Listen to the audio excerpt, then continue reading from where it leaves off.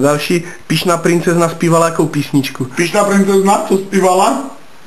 Počkej. Ty Vojtku? Poupátko? Jo, rozvíjí se moje malé poupátko, no.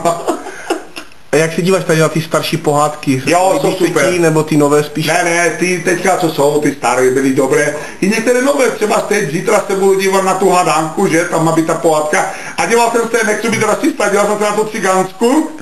Tam ten Táborský hrál toho cigana. Dobré to bylo, fakt, že jo. A dalo se na to dívat, že, more tam bylo a tak, jo, dalo se to. Kdo hrál šíleně smutnou princeznu? Kdo hrál šíleně smutnou, Ježíš, nebo Lupava Vondračková, co nesnaším. Nebyl jsi na koncertě tady? Ne, nebyl jsem, tam měla jenom 900 lidí a já jsem tam chyběl, to je dobře. Tak já myslím, že 900 lidí není zrovna moc. No, 900 lidí není moc, protože kabáti měli až 60 000. Aha, tak to bylo trošku jinak, jo. Takže to máme tohle. Co bys tak, jak bys si shrnul letošní rok?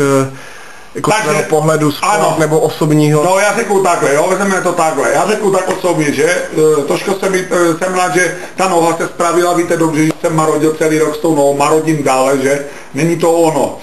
Další věc, jsem rád, že Luky Pogi, že vzal a šel na vrch s fotbalem, teď má úraz, že takže nehraje.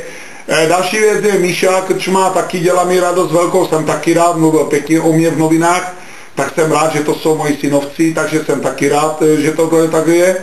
Potom, co bych ještě řekl, Slezský mě trošku zklamal, ale kluci slibili, že půjdeme navrch do toho 4. místa, aby jsme mohli být, takže Slezskému věřím a jsem srdcař Slezský, protože chci, aby jsme šli navrch, je to jasné.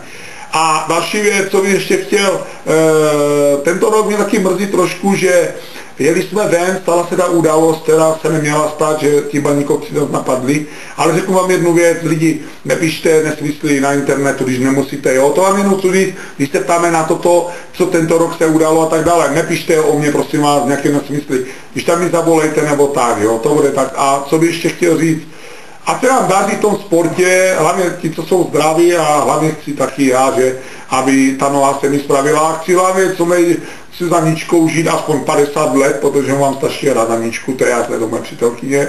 No ale víte, jak je to, no, dneska je to všecko, roky utíkají, že nemoci jsou, tak uvidíme, ale příští rok říkám ten Slezský, Chomiš, dnes si napomenu na Chomiš vlastně, Chomiš musí navrch, jsme poslední, hoši, jdeme na to, budeme vám fandit, ale první je Slezský, je to jasné.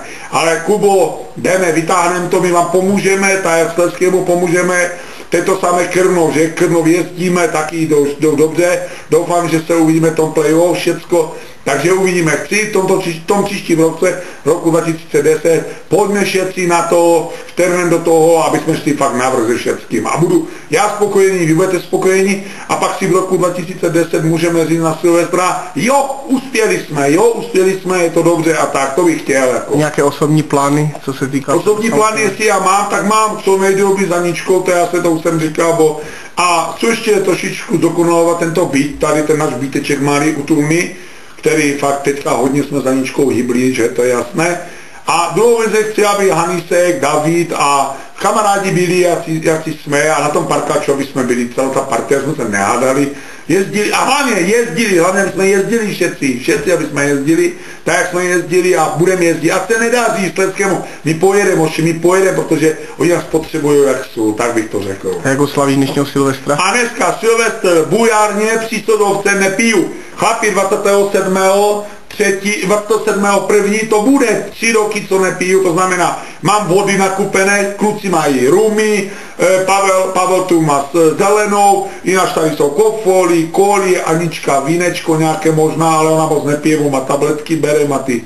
No a co bych řekl, je tu Lisí na Silvestra, takže i Lisák si dneska tady dá, je tu Hanisek, Davidek není tady, protože má problémy doma. A že já myslím, že by to mělo být takhle. Takže já vám všetkým přeju do nového roku hlavně zdraví, štěstí a hoši, pojďme ten Slezský a všecko vytáhneme a všecko i Chomiš musíme vytáhnout navrch. Tak se mějte. Čau, čau.